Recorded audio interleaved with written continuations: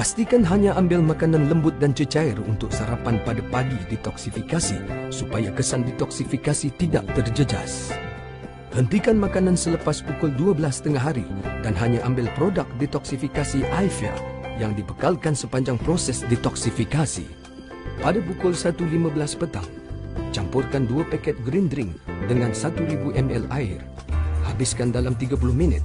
Elakkan air panas kerana ia akan merosakkan nutrien dalam produk. Bagi mereka yang bermasalah perut, air boleh dikurangkan kepada 500 ml hingga 1,000 ml. Green drink dapat membantu membersihkan plak mukus dan membuang toksin dalam usus. Pada pukul 1.45 petang, campurkan 2 paket Royal Joy dengan 1,000 ml air. Habiskan sebelum pukul 4.30 petang. Gunakan air suam untuk kesan yang lebih ketara. Bagi mereka yang bermasalah perut, air boleh dikurangkan kepada 500 ml hingga 1,000 ml. Royal Joy dapat membantu membuang radikal bebas dan membersihkan darah. Pada pukul 4 petang, campurkan 2 paket Royal Health Plus dengan 200 ml air. Royal Health Plus membekalkan tenaga dan nutrien kepada sel-sel badan untuk membuang toksik. Pada pukul 4.30 petang, campur 1 paket serbuk jus apple dengan 1,000 ml air. Habiskan jus apple sebelum pukul 8 malam.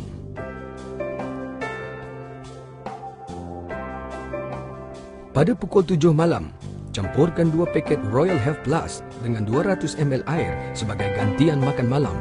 Royal Health Plus membekalkan tenaga dan nutrien kepada sel-sel badan untuk membuang toksik. Pada pukul 8.05 malam, ambil 1 paket green drink dengan 300 ml air. Elakkan air panas kerana ia akan merosakkan nutrien dalam produk. Green drink membantu membersihkan plak mukus dan toksin dalam usus. Siapkan diri untuk masuk tidur pada pukul 9.45 malam.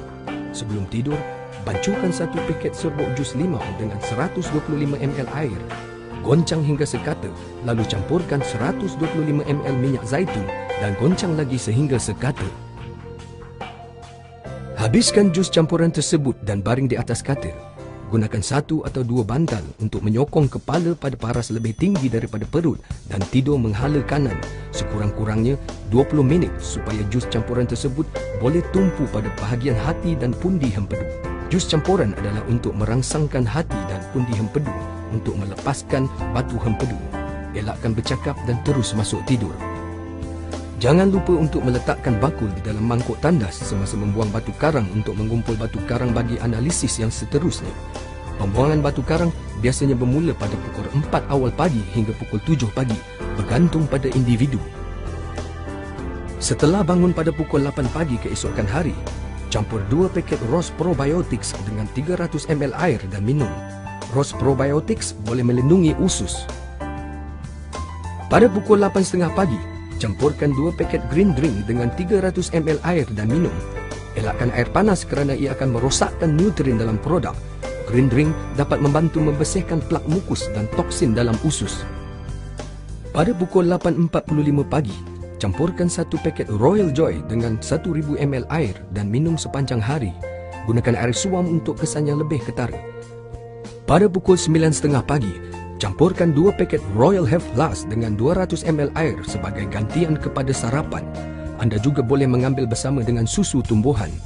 Royal Health Plus dapat membekalkan nutrien dan memulihkan sel-sel badan selepas sehari berpuasa.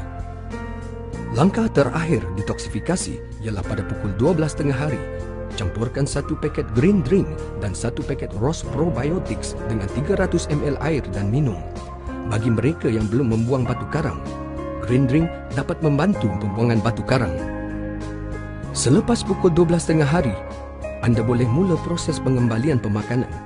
Anda dinasihati agar tidak mengambil makanan yang terlampau banyak supaya kesan detoksifikasi tidak terjejas.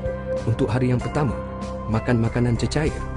Pada hari kedua, makan makanan separa cecair dan kembali makanan normal pada hari ketiga dengan hanya 70% kenyang. Elakkan makanan pedas, goreng dan berlemak. Pakar mencadangkan untuk menjalankan detoksifikasi kali kedua selepas 3 minggu atau sebulan.